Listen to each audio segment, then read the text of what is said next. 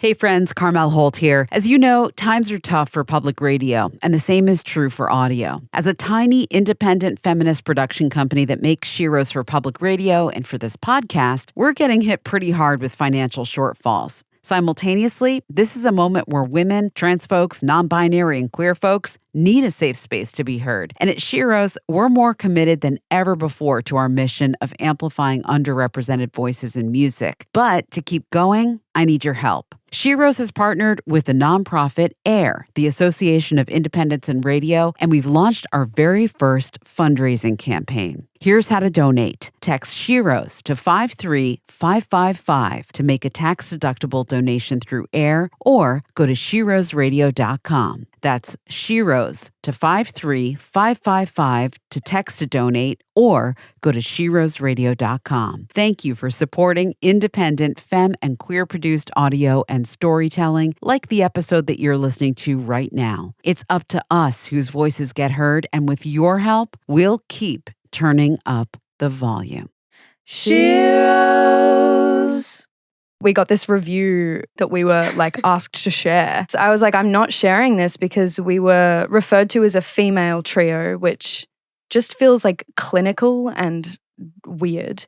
But just the way it was worded was just so hyper fixated on the intimacy we share with each other and in our friendship. We were joking that it was literally written like they were thinking about us going after the show and having a little sleepover and a pillow fight. Yeah. And in our pajama shorts. That's just how we feel we get viewed, and it's so frustrating because we take this shit seriously and we're doing a good job, and yet it's still just cute little angels, which I just don't think that we'd get if we were men. That's just unfortunately the way that it is. Yeah, it's just annoying. And it's annoying. just, we're not going to change anything. So really, more or less, there's nothing we can do about what these ignorant people think about our music. It's obviously not who we're making the music for. So it just sucks that we have to work with them sometimes, which is why, the goal and the dream is to get full control of your career and your team and have people work for you that respect you for the music you make. That was Folk Bitch Trio, and this is SHEROES, a weekly podcast to amplify women, non-binary, and genderqueer voices in music across genres and generations. Sharing our stories is the first step to making music better for everyone.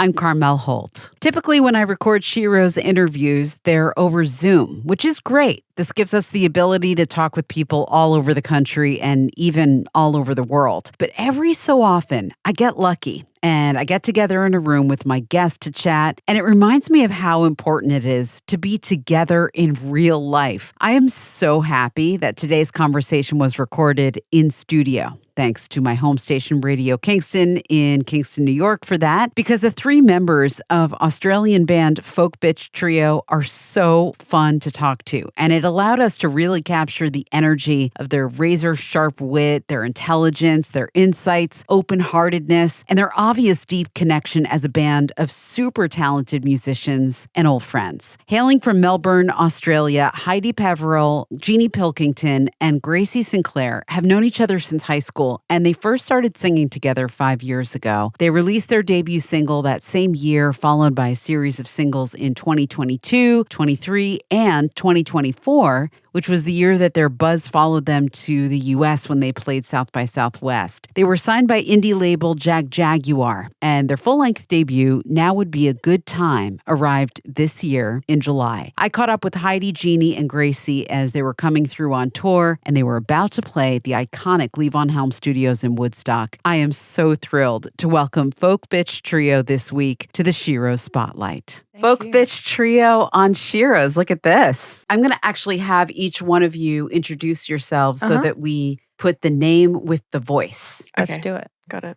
So we'll start over here directly across from me. My name is Jeannie. My name is Heidi. My name is Gracie. And together you are Folk Bitch Trio. Guys, welcome. I am so thrilled to have you here. I would love to just start with the origin story of this beautiful trio that I have in front of me. How did you all meet? Well, In stereo. Yeah. And in harmony, please. Yeah. we've been friends for a very long time. We've been friends since we started high school, which in Australia you start when you're 12, 13. And then once we finished school, we just sort of casually transitioned into not just hanging out, but singing together. And I said we should start a folk bitch trio, and we did. That's pretty much the origin story. It's not very interesting. It was very organic and happened quite quickly and quite naturally.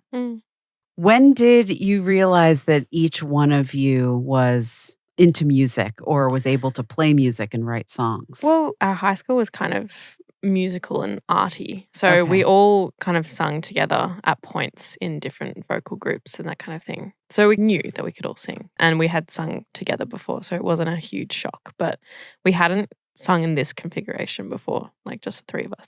There was usually like at least, I want to say like 2 or 3 more people involved, right? Yeah.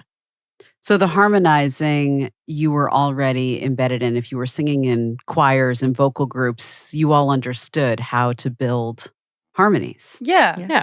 Like we all did choir. We had a really good singing program and good head of singing at our high school. Jeannie and I both did vocal group music secretly. Pretty nerdy. Jazz. Really, it's like the nerdiest. It's like 6 to 7 part vocal group harmony where you're doing like jazz pieces and Amazing. stuff. So it's really nerdy harmony.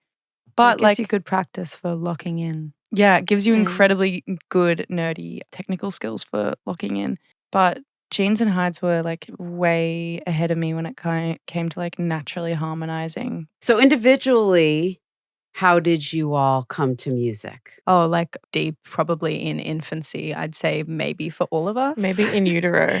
Like, yeah, I don't know. I think just it's sort of hard to separate whether you like consume and observe music as normal people do or if it is at a heightened level. Like, I don't know if everyone in the world just loves music because to me it is such an integral part of everyday life and always has been, or if I have just, always been drawn to it. But yeah, since I was a child, really resonated with singers and pop stars and just made me feel something for sure. Yeah.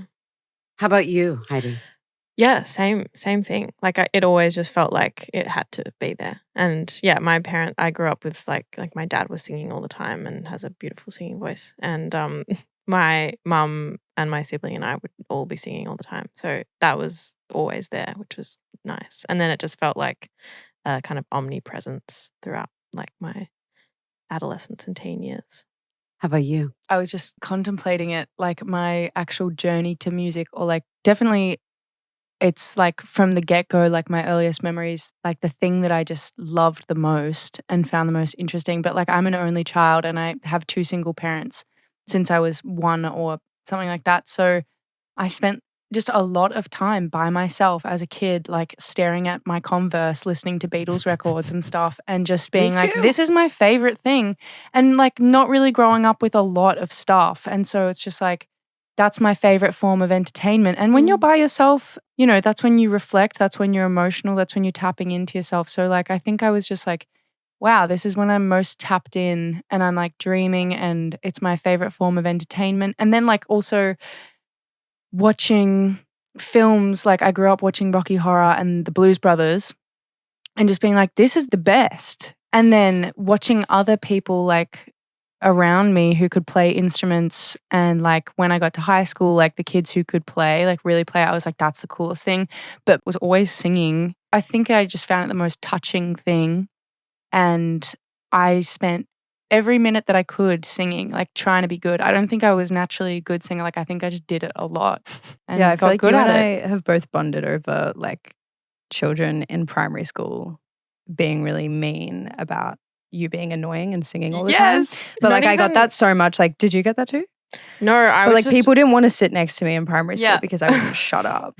Because I just like singing is just, it's just like a beautiful way to, to pass the time. And yeah, like And I feel so lucky that we get to do that and that we get to do it together. singing at home with your parents, like my dad is and my mom, like they'll both like walk around and sing. My mom and dad are like both blue collar people, but they'll like walk around and sing, be silly and sing, be beautiful and sing. Like that's like if you have that We in your love home, being beautiful and singing. if music is in your home, then like you can do it, and it's like a no pressure thing. It's just part of your life. Yeah, that's beautiful. And it's interesting to think about how the 3 of you had individually different experiences of what that was like when you were kids in your house, like it being a solo thing for you, Gracie, Heidi with your siblings. Did you have siblings? I Yeah, missed that. my Okay. sister and I used to sing together. Okay. Definitely. Yes. But like definitely a bit of argy-bargy when we were really little and like putting on concerts for my parents. Oh, Like, we were yeah. definitely We not did that too. collaborating from an early age, but then like into adolescence, like, we got down.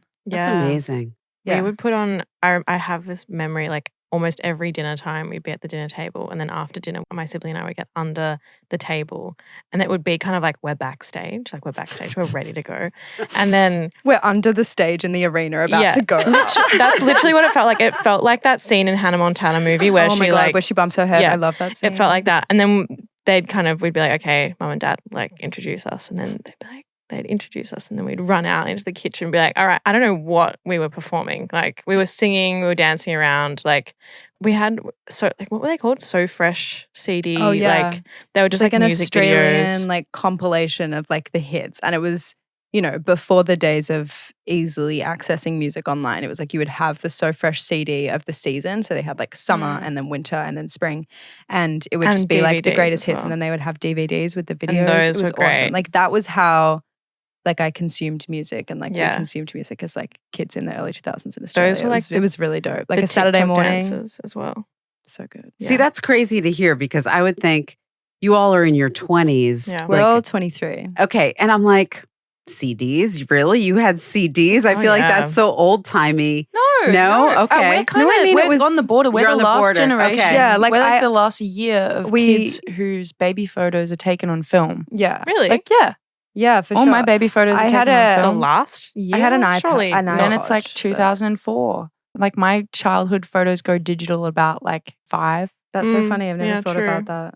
Wow, that's But yeah, wild. we all had like Yeah. iPods, but yeah, that was probably at the age of like maybe like 8. Yeah, I had That one of that came those, in. the white. But yeah, stick I was still watching Bob the Builder on the VCR when I was VHS. VHS. I always get that mixed up. Well, No. isn't It's the same, no? VCR It is a machine. And then, Oh yeah, word. Mm. Yeah.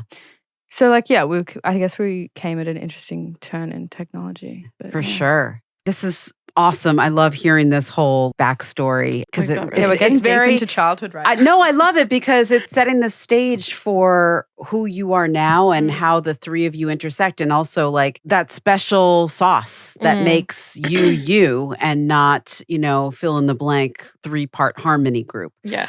which I'm sure you're getting a lot of comparisons and we can talk about that too. But why don't we go to a song here?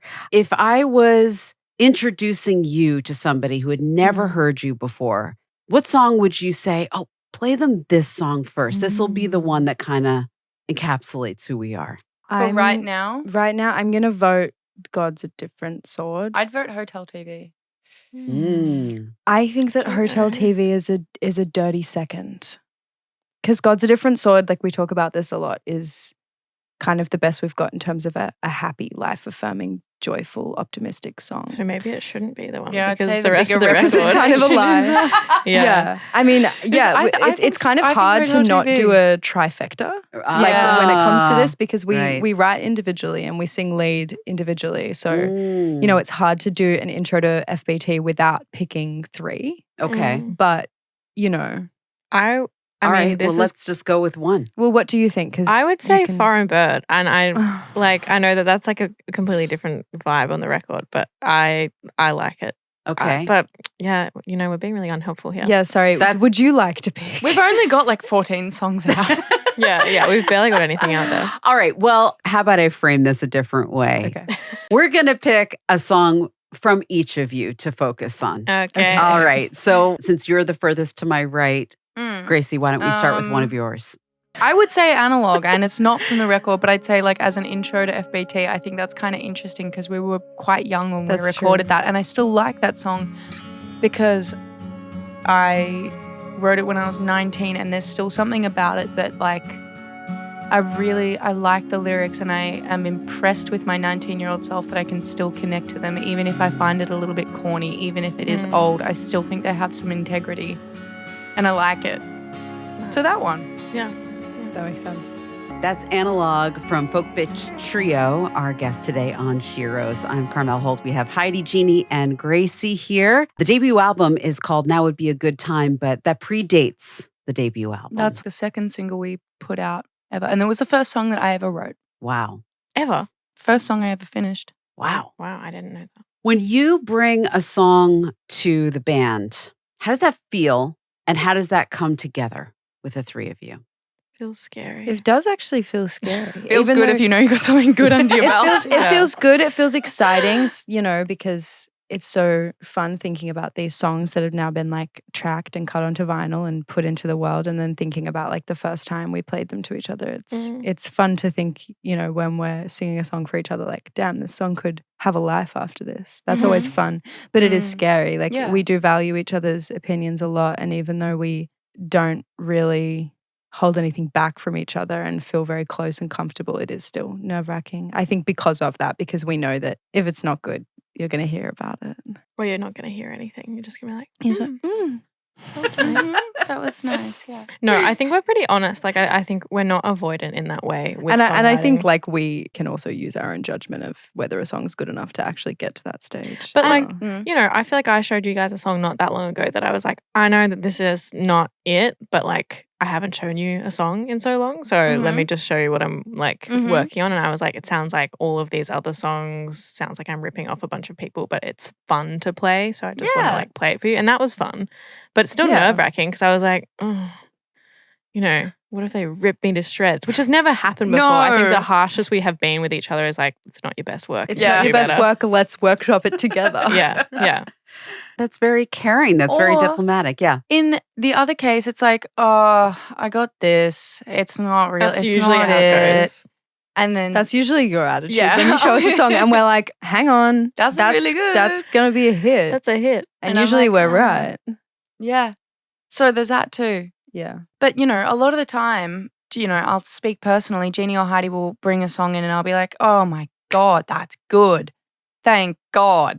You guys are my favorite songwriters. That's, is that because we're from such a similar bubble of such similar musical interests that I'm like, oh, I see all the different colors that are coming in from our surroundings, and I just find it so fascinating that that's how they've expressed themselves and manifested in this song, and I just love that, and that's so inspiring to me, and it's just really fun to get to work on songs together and inspiring and cool. Sounds like you all had a very supportive environment, both in your family and in your school and your upbringing and your surroundings. I wanted to just check that with you. Like, what has been your experience so far making music, performing music, quote unquote, doing music, putting the lens of gender on it? I mean, Yeah, interesting. very interesting. I think touring is a big one, and touring in more like niche or rural places in the world has definitely been an interesting experience for us, because we did start touring really young, and we did a lot of touring in regional Australia when we were only 21, 22, and that was very vulnerable. And, we bear quite a lot on stage. We sing a lot about sex, and we sing a lot about kind of like dark honesty and like queer experiences, and that can feel very scary sometimes, when we're even right now, like we're touring through the States and like smaller communities, and we don't really know how it's going to be taken most of the time, and we don't have control over it. And that does feel very vulnerable as young femme people. But it also feels like, such a power as well in so many ways. And we've met so many like incredibly encouraging and inspiring women. And we've talked a lot about people that we saw play early on that introduced the idea of like holding your own as a front woman, being a good guitarist and a great songwriter, and how special that is to give that to other femme people. Like meeting people at our shows that remind us of how we were when we started the band when we were 17. It's just like such a gift to be able to provide that to other people, and so crazy to us that we would be some 17-year-old girl's favorite band. Like that is so lit to us.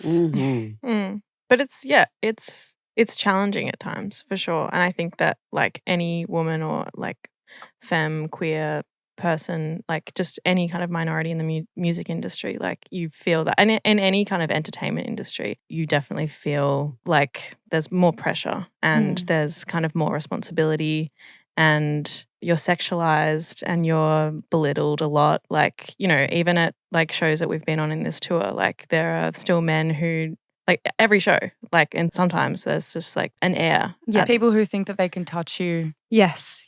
People who think that they can, that people just will say things to you that they would obviously never say to a man. or a Yeah. male artist. Being spoken down to, it's just kind of like something that we're unfortunately really good at dealing with because it happens so much. Even industry professionals will be like, no, I'm going to give you a hug instead of like, I'm going to shake your hand. Yeah. I'm not actually going to give you a hug. I'm here to do my job. I'm a professional just like you. Yeah. And just because I'm a girl or, you know, a young femme doesn't mean I'm not just as professional as you. Just because I like want to be pretty on stage and like I have fun doing that doesn't mean that I'm not here to do a professional job. I think most of the time I just feel so incredibly frustrated that it even has to be a lens that we're viewed through. Yeah, And I know because, that like, that's I nothing that think- we can escape, but it's like we're not a femme band. No, and We're I a think band. that We're a band of everything- songwriters. I'm not a female songwriter. Yeah. Oof. Everything that I is just- that is happening to us as well at the moment, I think that if we were like a male band, people would view it as like cool and rock and like we are succeeding in the industry, and yet we like just perpetually feel like we are being viewed like our band is just so cute and we are just such good friends. And you know, we got this review that we were reading that we were like asked to share. Oh shit! And Don't we read read those it. reviews. Oh, I know. Well, I'm glad that we did because I was like, I'm not sharing this because we were referred to as a female trio, which just feels like clinical and weird. But just the way it was worded was just like so hyper fixated on the intimacy we share with each other and in our friendship. And it was like, we were joking that it was literally written like they were thinking about us going after the show and having a little sleepover and a pillow fight. Yeah. And In our like, that's pajama just, shorts. Like that's just how we feel like we get viewed, and it's so frustrating because like we take this shit seriously and Yeah. and we're doing a good job, and like yet it's still just like cute little angels, which I just don't think that we'd get if we were men. Which That's just unfortunately the way that it is. yeah, there's nothing we can really do about that. I'm not going to because stop dressing I'm up. not I'm not gonna going to stop having fun. I'm not presenting going to as stop femme. doing things like in our music videos, like dressing up camp and like wearing fun outfits and stuff. We're never going to stop doing that, or never going to stop like being masculine, or like, you know, it's just like, It's just annoying. it's just It's just annoying. annoying. And it's just But something that also we're just, navigating. like we're not going to change anything. So really, more or less, there's nothing we can do about what these ignorant people think about our music. It's obviously not who we're making the music for. So Yeah. it's kind of just neither here nor there. It just sucks that we have to work with them sometimes, which is why, yeah, the goal and the dream is to get full control of your career and your team and have people work for you that respect you for the music you make. Absolutely. I mean, I thank you for doing my job for me. 'Cause you just like hit on almost every point that we were going to talk about. But yeah, I mean, I think that, you know, having agency, having ownership, being in control, and also really being intentional about your teams, Yes. like is so crucially important when you're a femme person doing this job. I mean, any job, but we're here to talk about music, right? And I know that some of that is not in your control. Like Gracie, you were talking about the industry and how people feel so free to touch you and hug you. And I mean, even other women in the industry. Oh, I will know. not take Yeah. this seriously. And let's be clear that, you know, the patriarchy lives in everyone. everybody. You Oh, yeah, know, yeah. it's Of not course. like, you know, women can be the worst offenders of sexism and misogyny Yeah. but they're born into that system. the We same are born system. into that system.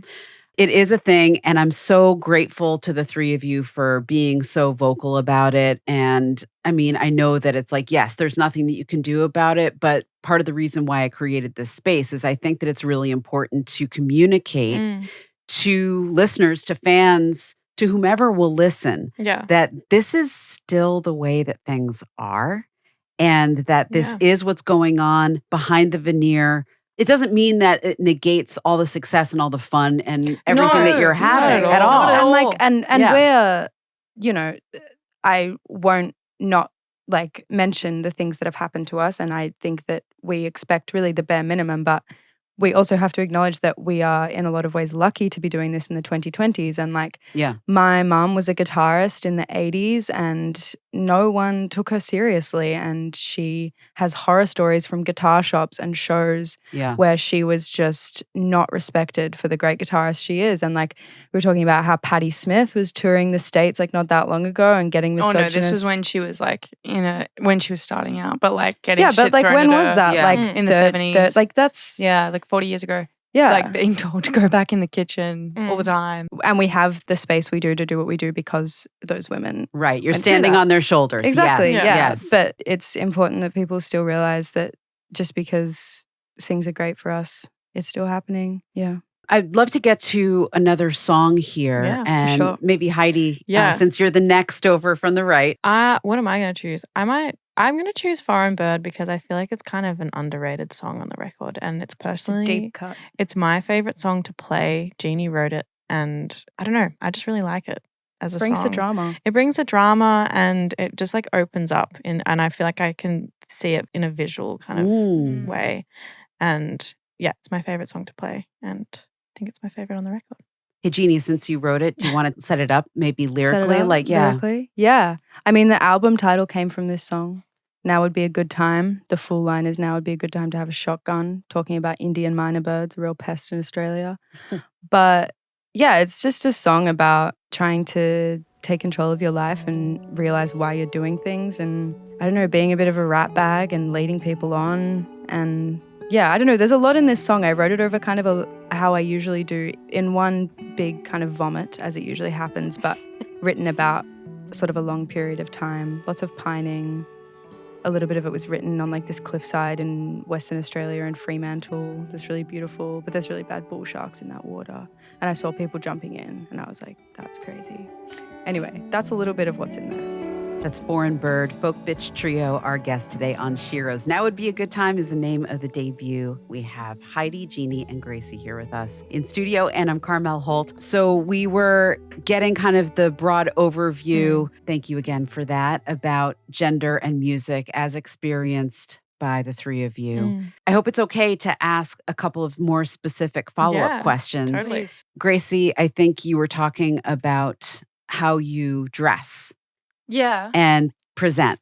And I was curious about how the three of you have handled that because I've heard the whole spectrum, right? Yeah. I hear femme people coming to the show and saying, I wear big baggy clothes because I don't really want my body to be the focus. I want the music to be the focus. I hear people saying that they like to do a little bit of both. They like to lean into the mask and then they like to lean into the femme. Some people say, you know what? I like to look sexy, whatever that means to me. So I'm going to wear whatever I want. That's what feels empowering to me. How did the three of you handle that? I mean, I think we all have different style, first of all. Like, I'm not super femme in the way I dress. But yeah, I think it's about the music. So we just wear what we want to wear. We wear all black on stage. Yeah, I mean, yeah, that's one of the things that we do. But that's just kind of, yeah. I think it looks I mean, good. I think it is about the music 100%. But like, I think we like to create a show and we like for it to be, you know, a Folk Bitch Trio show is the music and it's also us being on stage and we like to lock in and we like for it to really feel the same every time so we can kind of emulate the magic. But yeah, I mean, I like to feel sexy when I'm on stage. I find that empowering and I will never change that. I don't think. I don't feel very empowered wearing pants. It's just like, that's just always been a thing for me. So I don't really wear pants on stage. And yeah, I like to look femme and See, I always wear pants on stage. I think we just go into, before the show, it's like, we want to feel good and we're going to try and figure that out. And I kind of, that's a little conundrum before, it's like, what do you feel good in? You don't want to wear that tonight? Do you want this top of mine? Do you want this? Do you want to try that on? Do you want a little bit of blush? Do you want no makeup? I think I'm going to do this with my hair. Do you want, it's just like, how are we going to feel good? I think when it comes to a stage, I think it's like, there's two kind of values. They're just nice rules. But like to wear black is like concert blacks. Like that's I think a beautiful thing that I really like about what we do, which, orchestras do that. That's like, it's to stop it being a distraction from the music, to stop what you're wearing. But then also the rule of like, you want to be better dressed than your audience. And I think we also understand that it is a show. You want to look good and you're on stage and it can't just always be about the music, especially when it's just three of us and it's songwriting. It's like you're putting on a show. So you've got to be dressed to feel like you can do that. And I like dressing up because I don't wear that day to day. Like, yeah, I like to wear on stage what I wear not off stage. Yeah, I'm it's a doing nice something rule. different. and I'm kind of suspending reality. Mm. That's not me. So I don't have to dress like me. I can be whatever I want. I can wear whatever I want. I love that the three of you have each other too. Yeah. Mm. You know, Yeah, we love it also. too. I mean, I was just thinking about that, like listening to you talk about, you know, the backstage experience and being supportive of one another, Yeah. saying like, well, what do you want to wear? What do you No, feel good we're in? so lucky. You know, and I think about, you know, solo artists that I talk Yeah. to, We and think they about don't that. have that, or being in a band that are all dudes, Yeah. cis dudes. We talk you know? about this, I think, almost every day. Do that you we really? tour. Yeah, Yes. actually. Because like, Yeah. I think especially like what we were touching on before, being really young and being femme, also being from Australia, like we don't have heaps of peers or examples of successful touring careers around us and necessarily people to look to identify kind of all of the weird isolating things that come with touring and putting music in the world that's kind of received some degree of critical acclaim or success. And so I think we perpetually talk about how incredibly lucky we are because in so many ways, what's happened to us is quite rare and weird and unexpected. And if we didn't have each other, then we would have no one in the world that would understand that weird experience. And so we have this like camaraderie and we all deeply understand all of the moving parts of this. And yeah, having people to share that with is invaluable. And that's like before we even, you know, talk about we get to sing together and write together and like all of these other Yeah. things. But yeah, being solo would be tough. Like, it would be really tough and it would be really vulnerable because like Folk Bitch Trio is kind of this mask, I guess, that brings us together and then we get to be individuals outside of that. Whereas if you're a solo artist, you would just be bearing all and that would be, yeah, really vulnerable as a woman. So yeah, we're so lucky that we have each other and that we understand the experience. And also, yeah, touring with men would be interesting. Different. Yeah. Different. Yeah. Well, let's talk a little bit because I know that there were some men involved with this record. Yeah. And Yes. They're a couple. Yeah, so let's talk about that. Let's talk about the making of Now Would Be a Good Time and how you made this happen. It was- Wow, okay. Yeah, it was a long time There's- coming. There's about a million things that Yeah. came before Yeah. us being able to make this record. Yeah. Unfortunately, I would say that not unfortunately, but I think that the straight answer to how did this happen is like hard work and cash, Yeah. I'd say. Yeah. Because, you know, we made this record on tape and that was expensive. And we went to New Zealand and we lived there for a month and we worked with Tom Healy and he was just fantastic. I mean, yeah, so many things we could say about Tom. We went to New Zealand because Tom lives He is in New Zealand. Auckland, Yes. in Aotearoa. It was so fun. I mean, we had worked with a few different producers before this and it would always kind of come out not exactly how we wanted it. And I think that was kind of hard because we just wanted someone to capture the essence and we're struggling with that. And then we met Tom. We had met him before, but not worked with him as a producer. We had a show in Auckland, like at the end of a support tour, and did this session with him and recorded God's a Different Sword. And we just hit it off. And, you know, we're quite the unit, so it can be hard. We're quite protective of each other and of the band. And for someone else to kind of enter that dynamic can be a bit difficult, I think, because we are protective and We're pretty locked in. We're pretty locked in and we've got our niche like humor and we're very sarcastic and Tom just like slotted in so well. He's just a delight. The chillest guy. And He's our fourth He's our fourth. Beatle. And just as a producer as well, very just so gracious and very skilled. And he could just translate our sort of mumbles of ideas. He was an verbal amazing ideas. listener. Like any small idea we had, like he listened out with full intent of trying it out. If it didn't work, that was okay. But just like truly respected our songs and wanted them to sound the way we wanted them to, which is definitely something that we struggled with. And I don't want to throw shade to other people we've worked with in the past, but it's definitely something that we struggled with as femmes making the music that we do. We've worked with a lot of male producers who I think have tried to imprint themselves on this project, which is like not at all what we're trying to do, because I think the purpose of Folk Bitch Trio is that we hold our own as a trio and these songs are written as a trio and we play all the instruments and the live show is just the three of us mostly. So yeah, it's not really what we're there for. And then the other thing we kind of struggled with was being engineered to just sound like these three angels singing in 3-part harmony, when like the reality of our music is like there's heaps of kind of gritty influences that we wanted to touch on, and we just felt like that wasn't listened to with a lot of men and that they just wanted us to sound really pretty. And yeah, Tom Healy was just amazing at listening to all of our ideas to make that not the case, and like recording to tape and kind of having grittier vocals with more gain. Like all of these things just contributed to this record sounding the way we wanted it to. And he was so helpful at being that pilot. It was a great person to work with. Yeah, just the best. Yeah. Like just the best. And just funny as well. Just a great person. Hilarious. So funny. A that really man. good person, I Which think. we really struggled to Not hang that- out with yeah. people who don't love to crack a joke. Yeah, You know? yeah. Laugh first. Yeah. Laugh first. Everything else second. Yeah, that's Yeah. a good rule of thumb. I mean, I think like even the stuff that we were touching on before with like just being femme in the industry, like it's tough, but like we laugh about it. You know, like I think that's and the that's thing. when like having each other becomes really helpful, because like, you know, we've had cases where something like pretty bad. bad does happen where, you know, we have to like take action and like get someone fired, and like having each other there to laugh We about will it fire you is if like- you fuck up.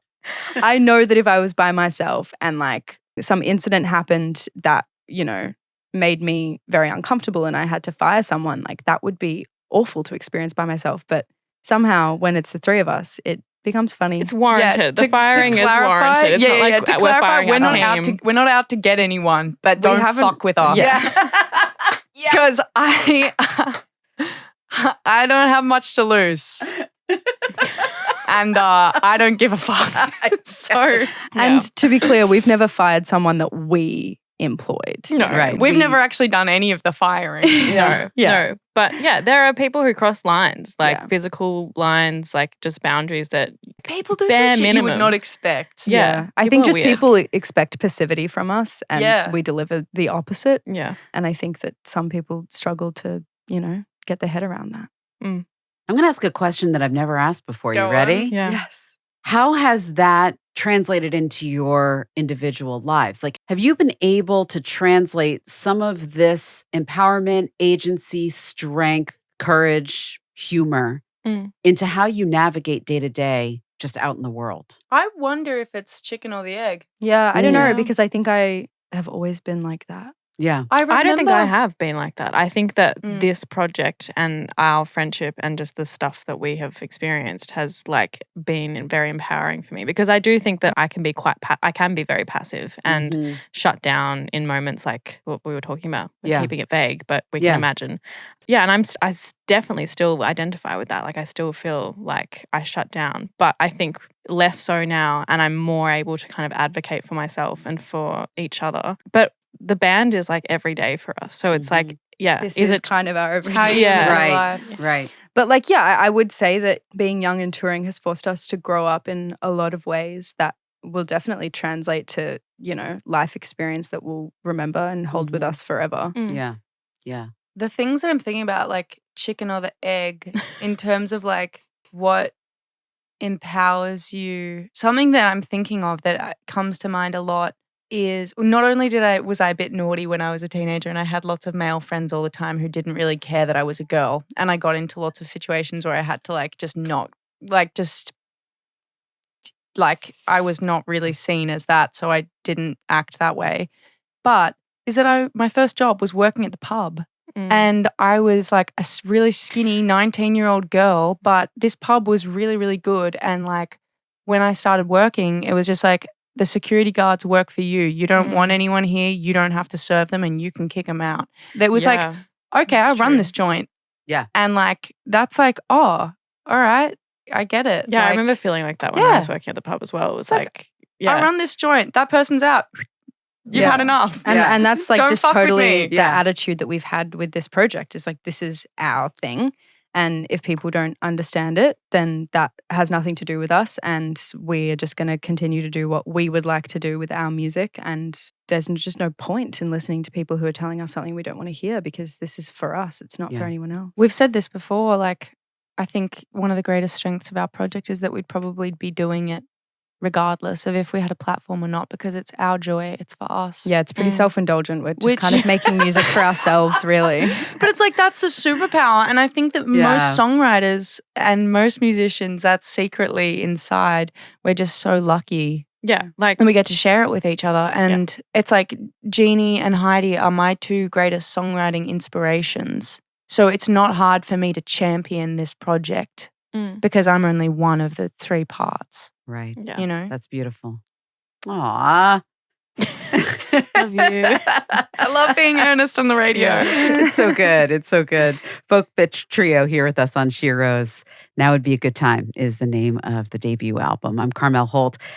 I was thinking about the Tom Healy part of this conversation, and it makes me so happy to hear of a cis male producer that gives femmes what they want and listens and is respectful. And thoughts on ways that we could move towards having more visibility for femmes and queers in production and engineering. I mean, is that something that you all think about, talk about, have seen even? I mean, like femmes and queer people in production and engineering. Yeah. I mean, Yeah, I they're can think of like one person that I know that's a femme engineer. we've worked with femme engineers like live and in the studio as well. But yeah, I mean, it's just the industry makes it really hard to be successful in that sphere.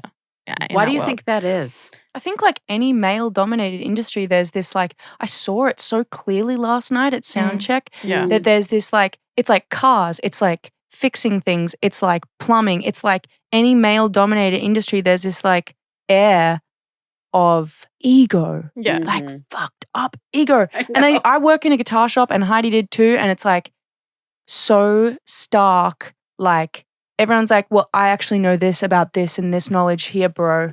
It's like, are you trying to get the job done or are you jacking yourself off right you're now? trying to talk about the you're job. not actually helping anyone. No. And I think that when you have people gatekeeping information, I don't know how you felt as a radio presenter, but it's like, that desk is probably not very hard to use, but there's probably all this like air about like, this is my desk, man. Oh, don't touch my desk. I'm not going to show you how to use this desk. I'm not going to be helpful to you or anyone because this is my cool thing that feeds my ego, man. Yeah. That's like realistically, if you are a woman and you want to do it, you just have to work 5 times as hard. And so for anyone to take you seriously, like giving up is so fair because like experiencing the things that you do when you're a woman trying to do something that is in any way pushing the guard, like even like what could be interpreted as like positive reinforcement is just patronizing and annoying. People overcompensate to us that probably think they're doing something nice by when we get off stage going, great job, girls. Like you did a really good job. And it's like, I don't want to hear that when I get off stage and I put on a really great show. Like just say nothing because you wouldn't say that if I was a man because you would just assume that success is going to be more accessible for me. And I'm not a child anymore and you don't need to upholster me like that. But I just think that it would be so insufferable if you were trying to do anything that was kind of involved more of a sort of career climb and you just need to be taken so seriously. But it really is the ticket to autonomy and agency. And like I've heard Caroline Polachek talk about it and like realizing that it's not that hard to push a fader. Yeah. And like that's as soon as you realize that, it gives you the key to like having complete control over your like music and you don't have to go through this middleman of trying to describe what you want and then having it fucked up and like being like, hey, like I don't think I've got enough vocals and being like, no, like you do. It's like, well, I'm just going to go over and do it myself then because I know that I'm right. And that's just a difficult thing to find in yourself. Like that takes so much more hard work than it does for a man to just see all these other men doing it and go, I'm going to do that too. Yeah.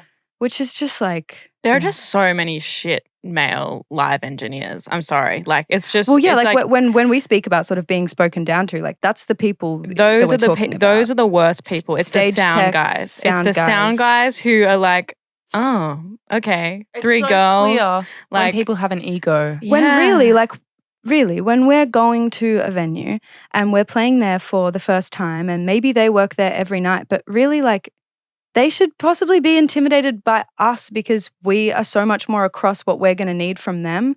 And yet when we try and explain it, we have to do that 3-4 times before we get listened to.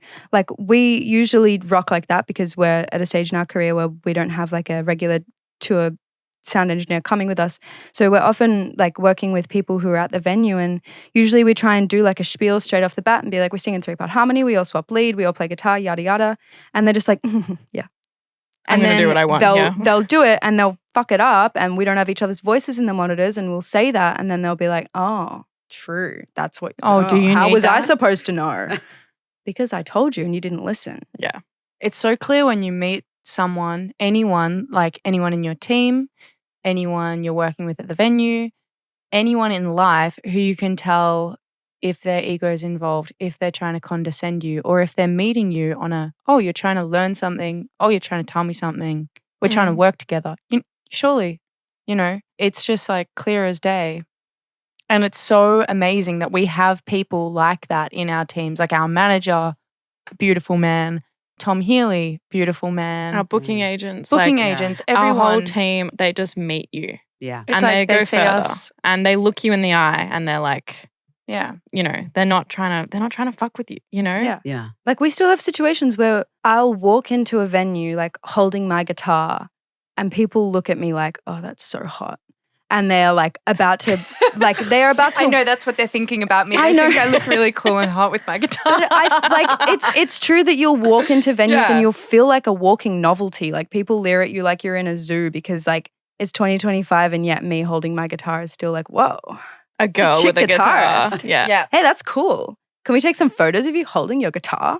Yeah, That's still the photographers vibe. who want to do that. Yeah, photographers. We could talk about this. We could talk all about this day. all my fucking God, day. you guys. Like photographers wanting us to pose with our guitars, that's a whole new can of worms. Yeah. Yeah. But where are the flowers, though? Do you need? Oh, do you need want- some? Do you sorry. need some flowers? Do you want us Yeah. to wanna wear long white dresses Would you like and us to wear prance in white? the field? How about Yeah. our underwear? Maybe that would be That better. has Is that- has been a Is that suggestion. what you want on the Pinterest mood board? Do you want to send us photos of us in our undies? Do you want us to and, send? Do you want to send us a prancing Pinterest in the mood board grass? of the Virgin Suicides for our photo shoot? Yeah. Oh my God! Wait, Yeah. are these like Yeah. seriously things These that are have things happened? that have Oh, happened yeah, to yeah. us, Okay. not Whoa. just once, but several times. Yeah. It's the vibe. Yeah.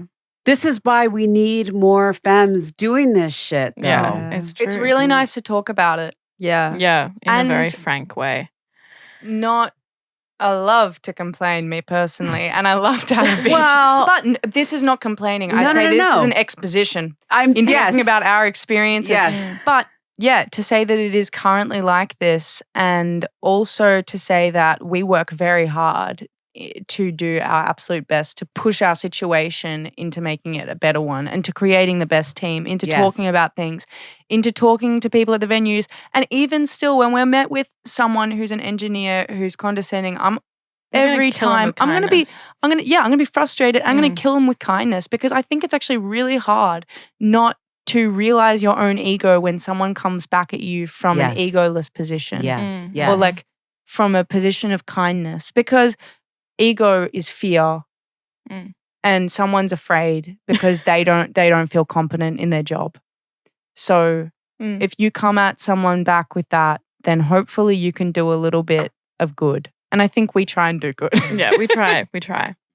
Well, it's always somehow the labor falls on our shoulders. Yeah. And you are just by existing, like you were saying, I think before, Jeannie, it's like there's nothing you can do about this, right? Yeah, Like yeah. this is just who you are, Yeah. I mean, there is something you can do about it if obviously, like if you decide to transition, but if you decide to stay in a femme body, that's, and even still, you're fucked. Even if you transition, Even if you've you come from a transition, femme exactly. life. So you're gonna carry that with you. you're going to carry that with you. Yeah. So you're a lightning rod either way is what I'm saying. Yeah. Right. And so it's like, what are you going to do with that? And props to you for using your platform and using, even though it's early stage success for that good, because it does do good. And It's you our are, privilege. you're modeling that though, And we're so like, it's not us, it's like everyone that's come before us and everybody else. It's, paved the path for us. And we even talk like a lot about the folk bitches before us. the folk Oh, bitches yes. before us. But, I Let's name them. We've spoken purely about like white women today, but there's like, how many Black and people of color, female artists and male Totally. artists also that have like paved the way, especially being in America. It's just like extra crazy thinking about the history of like rock and roll and jazz and blues and stuff and being here. But yeah, it's our privilege and our pleasure and our honor to be in the position that we're in now. Before we wrap up and choose a song to go out with, I close every episode handing my guests a SHEROES magic wand. And so I guess I guess I have 3 today. Oh my God. Really? Each of you get a wish. Oh, I'm not going to wow. do that to you. Wait, is it a magic wand for No, real? No, it's a metaphor. Here, it's a metaphor here. I'm sorry. I was very aware that it wasn't Yeah. going to be a real Yeah, wand. I That was also- clear to me. I'm a witch, but I'm not that magic. So Grab here's the one wand, for Gracie. you. Okay. Thank There's you. one for you. There's Thank one for you, you. Jeannie. Okay, now each of you hold a SHEROES magic wand. Mhm. And with this wand, you can change anything in the music industry for women, non-binary, queer, BIPOC folks, anyone who doesn't have an equal platform and equal say. Given all the things that we've talked about today, Oh my God. what would you change? First wave of the wand. First thought, best thought. Okay, first thought, best thought. I wish for the veil of patriarchy that should not exist, that separates us and everything that comes with that, to be dissolved. Wow, it's just like Boom. hard to I even hate it. like, because whether we like it or not, it's so intrinsically a part of everyone. It's there. And like imagining it not being there, it's just like, It's overwhelming. it's overwhelming. I'm overwhelmed. I can't I'm wish overwhelmed anything. just thinking I'm about it. overwhelmed. I don't know. It feels like such a sweeping, like, so much work has come before this by so many other people that it would feel, I don't know. I feel Like there's so many things that I would like to see changed, but the idea of like having quotas and like compulsory things where women need to be involved, like that doesn't feel like the answer, because that feels so shitty, like to be taken seriously because like they have to. So I don't know. And I would also like to think that, you know, nothing needs to change and we can be as successful as we would be if we were men, and that goes for every other woman. I guess that's what I would like to change, that just it isn't a thought, you know. It's the lived experience is still unique and nuanced, and like the beautiful thing it is to exist as a femme person, but it holds no kind of that it's obstacles. valid. That'd be nice. But I can't think of something to change, you know. I'd love to see festivals where there's at least 3 female headliners, but I don't want to see festivals that are festivals for Filling a women. quota. Yeah. Right. Like I Yeah. don't want to see festivals that are just for women or just female artists, because like I want like women and femme people to be able to exist in the same spaces, not for any reason other than they're just making music that's just as good. So I don't know. Although it would be dope if Lilith Fair came back, just saying. Is that I a don't know all about women that. festival? I'm not familiar. Oh, okay. History Okay, lesson. give us a Yeah. history lesson. Do you all know who Sarah McLachlan is? Yes. Yes. Okay. No. Sarah You know that song in Toy Story, When Somebody Loved Me? Oh, come on. Oh, have you Makes seen me it? cry. I know Right. her name. I just don't know who she She's a is. famous singer. I'm well aware. Okay, Sorry. she's Canadian. She started in the 90s Mhm. a festival called Lilith Fair, which was meant to basically exemplify that women could fill a festival lineup and sell it out and do better than the other festivals. And mission accomplished. She Yeah. did it 3 times yeah. in the 90s. It was amazing. I went to all 3. There's a That's new awesome. documentary coming this fall Yeah. about Lilith Fair, but I encourage the 3 Yeah. of you Oh, yes. to take We'll and do it was some very research. and it was very intersectional, genre-wise, generation. So Lilith Sounds Fair. awesome. That sounds cool. Hell Okay. yeah. Heidi, I don't have a wish. should I come back to you or no? I don't know. I mean, I think I'm on the same page with these guys. I want to kind of bring it back down to like something small, because it feels like I wish for my rider to be fulfilled perfectly every show. oh God, I don't think I have an answer, and I'm really sorry. But That's okay. I can't do the full wand thing, because Okay. it's like the small things, the like. Good luck to all bands. Yeah, good luck to all bands. I don't know. Like, it's just like, yeah, of course, equal pay in the industry as well. That's so basic, but like that's not there, I feel like. Well, I'm just going to say, may it be so. May Aw, it be may so. it be so. Thank you for being with us. Who gets the last pick? Oh, Jeannie, I Oh, think it's is it down me? to you. Well, I'm going to pick a song to go out on. Let's go, Sarah. Ooh. A deep cut. A deep cut from the record. A beautiful song that was really hard for us to get right in the studio, but I now love it. And it just feels right for this moment, you know? Let's go, Sarah. With thanks to Jeannie, Heidi, Gracie. Thank you for being with us on SHEROES. What a pleasure. Thank you. Thanks for having us. Massive thanks to Folk Bitch Trio for being with us. Their full-length debut, Now Would Be a Good Time, is out now on Jagjaguar. SHEROES is produced by me, is mixed and mastered by Kelly Drake. Our original theme music is by Lucius. Our podcast is distributed by Talkhouse. SHEROES is also a nationally syndicated radio show. Please visit SHEROESradio.com to find out more. Keep in touch on Instagram at SHEROES Radio, and please consider leaving us a rating and review wherever you listen to podcasts. You can also subscribe to our new YouTube channel, SHEROES Productions. SHEROES is 100% independent and is made possible through the support of our public radio affiliates and now listeners like you. Through a new partnership with the nonprofit AIR, the Association of Independents in Radio, we've launched our very first fundraising campaign. Text SHEROES to 53555. That's SHEROES to 53555 to make a tax-deductible donation through AIR or visit SHEROESradio.com. Thank you for supporting independent, femme, and queer-produced audio and storytelling. And until next time, remember, music is our superpower. I'm Carmel Holt. Thanks for listening. Also from SHEROES Productions, take a journey on the road to Joni, an Ambie Award-nominated 10-episode series celebrating the legacy and impact of Joni Mitchell. Distributed by Talkhouse. Subscribe now to The Road to Joni wherever you get your podcasts.